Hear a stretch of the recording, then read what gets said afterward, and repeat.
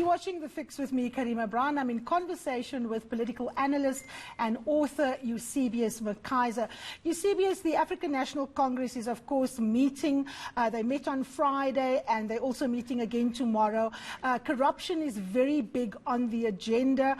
How do you think the arrests of some of these people with big question marks against, people like Isma Hashule, people like Nomvula Mokonyane and others, how do you think it's playing out in this deeply divided organization? Do you think President Ramaphosa emerges stronger here, or do you think those that are trying to make a case that this is a conspiracy against them for political purposes will win the day? It's a very good question, Karima, and hopefully technology doesn't interfere again. Let's spar both you and I on this question because I'm keen on your view as a political analyst as well. I think it strengthens the president's hand for a very simple reason. If you say that it is politically motivated, you need to produce argument and evidence for why you say so. What you have demonstrated this week and last week, and some of our other colleagues in the media, is the prima facie evidence that justifies the arrest and why there are cases to be answered by all of the high-ranking officials within the state and the politicians that have been arrested and the ones that will be arrested in the days to come. Given that there are objective facts for why they've been arrested, I cannot see how the factions against the president will be able to make a case that indeed this is factionalism playing out within the state. Now, one of the things, of course, that is huge here is that, the state of the economy is also under discussion. And people often toss up and do the whataboutism, why are you worrying about corruption? People can't eat an anti-corruption strategy. They need food, they need jobs. You and I have spoken quite often about the link between what it means for a South African citizen if people steal from the state. And that when we speak about corruption, we should stop speaking about it in the abstract. We should be speaking about the fact that these politicians and their henchmen are stealing electricity, they're stealing homes, they're stealing bricks, they're stealing water.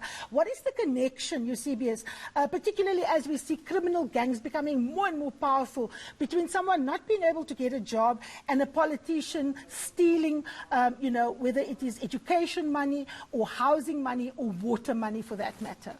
There are many links. Let me focus on two very quickly. The first is demonstrated in the Sunday Times today. A direct result of the corruption in the Free State is that literally there are poor black South Africans dying from lung cancer as a result of asbestos roofs that have not been checked and replaced.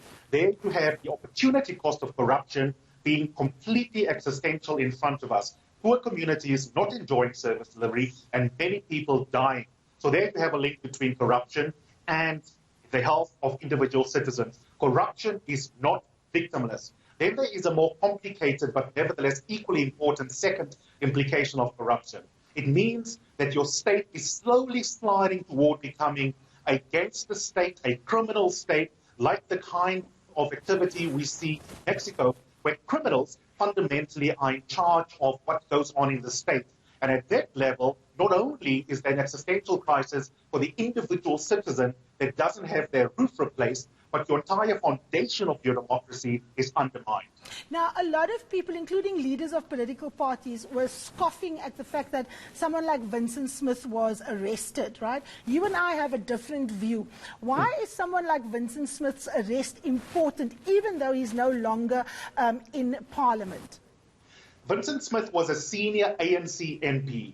Julius Malema is completely wrong to say that he is small fry. He had 20 years of institutional knowledge of how Parliament works. During that time, he was on important oversight portfolio committees, including correctional service. And that means at the point at which Bosasa wants to find someone who understands oversight in Parliament and get them to be a shield against accountability, they can therefore corrupt Vincent Smith or try to do so and make sure that they don't end up being in court as a legal entity that is stealing from ordinary South Africans. The mere fact that Vincent Smith is not famous enough for the liking of Julius Malema does not mean that his arrest is not significant. Given the positions that he held within Parliament as a long-standing senior ANC member, his arrest demonstrates the extent to which an institution, an important accountability institution like Parliament, can itself be completely eviscerated when corruption is rampant. All right, that's all we have time for, Eusebius. Thank you so much. Political analyst and author Eusebius McKaiser. Well, you've had your fix for the week.